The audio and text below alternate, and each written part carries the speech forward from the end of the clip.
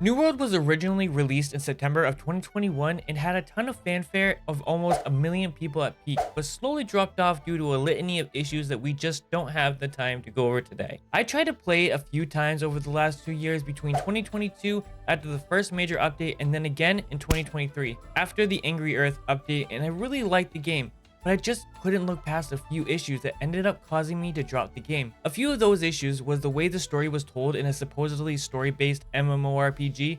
The missions felt repetitive and didn't feel like they connected well with the story some of the time. There were no mounts in the game, and getting from point A to point B took way too long because you walked slow, and you had jumping puzzles with the world's wimpiest jump. To put a cherry on top of this traversal pie, there was no swimming, yet they had deep water, and you sometimes had to go through it. I am also not a huge fan of playing games like these with keyboard and mouse, and overall I really got tired of the controls, but got excited when they added controller support to the game. But at first it was kind of clunky, but was addressed in this update, and we will discuss this in this video. They had also added mounts in the Angry Earth update, but the other issues I had still didn't go away enough for me to truly come back to a game I really wanted to love. Because overall, this is a game I want to love. It's got everything I love in an RPG. So what happened? They finally dropped the new World Aeternum update, or overhaul, or whatever you want to call this, and damn, did they change a lot and literally addressed every single complaint I've had about this game except for one, but it still feels like they had changed and improved it. To preface this video, this is a first impressions video. I have only made it to level 20 and just got my mount and have not left Monarch's Bluff, so this is early game impressions. So they overhauled the game to lean more towards the story, the gameplay, and the single player experience. It also made it feel more like a traditional open world shared world RPG rather than an MMO RPG in the traditional sense. My first hype was the amazing controller support. This game feels excellent on controller. I use a FlyDigi Vader 3 Pro controller and bind the directional buttons to the back, but to be honest, I rarely use them and just use the D-pad. They bind the attack to the right trigger, so for a light attack, you only tap it, and for heavy attacks, you hold it. And you can combine the two attacks into actual flowing combos. The animations flow right into each other when you switch between heavy and light attacks. For blocking, you press left trigger. I use a greatsword as my main and the blunderbuss as my secondary ranged attack. The abilities are bound to the bumpers. You have one on each bumper, and the third ability is bound to you pressing both bumpers at the same time. It feels really good. You can easily navigate menus with the cursor, and everything just feels right.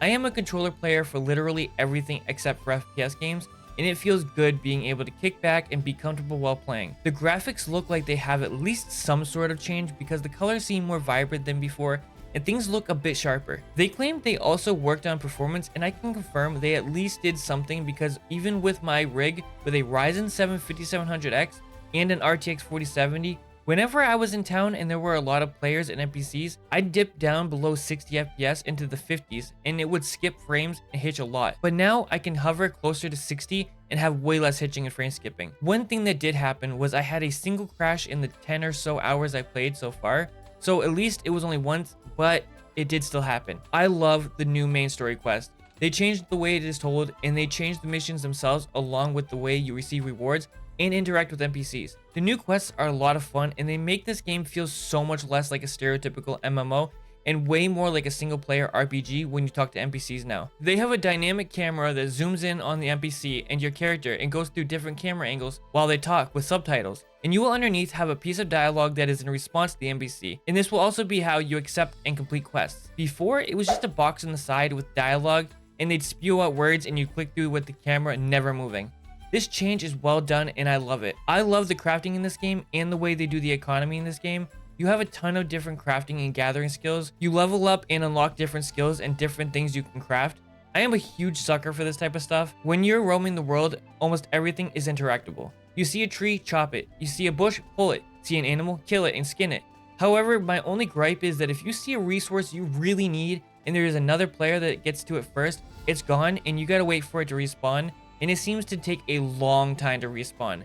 I really wish this wasn't the case, and that if I find some iron, I wish I didn't have to worry about someone else snatching it up. However, with the resources, you can craft weapons, armor, more materials, more resources, better tools, so on and so forth, and each type of gathering and crafting has its own progress bar and level. Woodworking, craftsmanship, smelting, hunting and gathering, mining, so on and so on. This all has its own progress, and I love it. I find going out in the wild and just chopping down some trees for resources and experience is relaxing and a fun pastime. This is a good time to mention equipment load and bag space. Everything you gather and carry and whatever you equip has a weight to it. Your bag can be upgraded by getting bags for your bag. Your character, however, has a set limit of weight they can wear, up to 50 pounds. However, anything over 23 pounds is considered heavy, and it does, however, make it so you have a defense stat buff and attack debuff.